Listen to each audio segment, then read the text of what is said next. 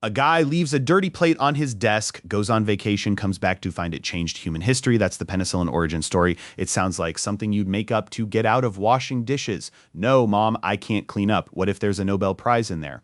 But Alexander Fleming really did leave a petri dish out in 1928. The mold that landed on it killed the bacteria around it, and that accident added about 20 years to the average human lifespan.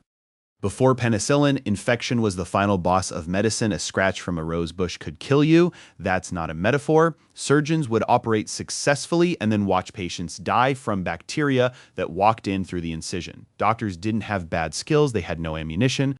So what did Fleming find on that plate? And yes, our visuals got this one backwards. The real plate had one mold colony with a clear ring around it where bacteria couldn't survive. Not a circle of colonies with a clear center. One colony, one halo. A mold called Penicillium notatum had drifted in through a window and landed on a dish of Staphylococcus bacteria. Everywhere the mold grew, the bacteria didn't. A clear ring, no staph, just nothing. Fleming looked at that ring and said the mold is making something that kills bacteria. He was right. He named it penicillin. Then for 12 years, basically nothing happened. Two scientists picked up where Fleming left off, Howard Florey and Ernst Boris Chain, working at Oxford in 1940. They figured out how to extract penicillin in usable amounts. Tested it on mice, worked, tested it on a human. A police officer named Albert Alexander, face infected from a rose thorn scratch. It worked, his fever dropped. Then they ran out, they recycled it from his urine. Still not enough, he died. That failure is what made them scale up by D-Day in 1944. The Allies had enough penicillin to treat wounds on the front lines, the drug changed the math of war, and then the math of everything else. Here's the part I love. Penicillin works by identity theft. Bacteria build their cell walls by linking sugar chains together. The enzyme that does the linking grabs a specific shape, two small building blocks stuck together.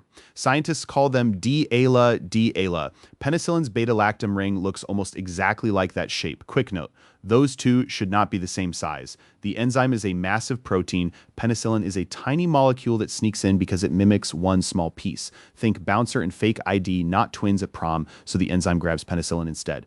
But penicillin doesn't just sit there, it locks on permanently. The enzyme is done, no more wall, the bacterium swells up and pops.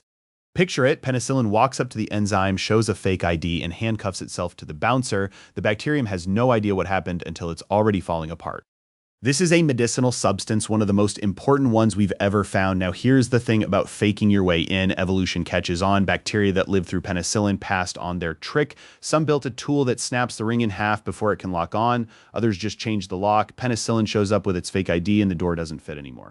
The biggest example is MRSA. The full name is methicillin-resistant Staphylococcus aureus. You don't need to remember that, just know this. It's the same staph bacteria Fleming found on his plate. Now it shrugs off most of our drugs. MRSA kills about 20,000 Americans a year, more than HIV. And we're not building new ones fast enough. Between 1940 and 1960, we found dozens of new types of antibiotics. Since 1980, 2. The pipeline is almost dry, not because the science is too hard, because antibiotics don't make enough money. You take them for 10 days, you're done. The people who fund drug research want pills you take for life. The same system that made penicillin save millions can't figure out how to fund what comes next. Fleming, Florey, and Chain shared the Nobel Prize in 1945. In his speech, Fleming gave a warning. If we use penicillin the wrong way, bacteria will learn to fight it off. He was right about that too. One more thing, about 10% of Americans say they're allergic to penicillin when formally tested. Roughly 90% of them aren't. They got a rash once as a kid. The label stuck. Millions of people are dodging the safest, cheapest antibiotic we have, and the reason doesn't survive a skin test. A mold landed on a plate, a man didn't wash his dishes, and that's why you're alive. Probably statistically. I'm Kaito. Subscribe if you want more molecules. See you next time. I promise I'll wash the dishes, probably.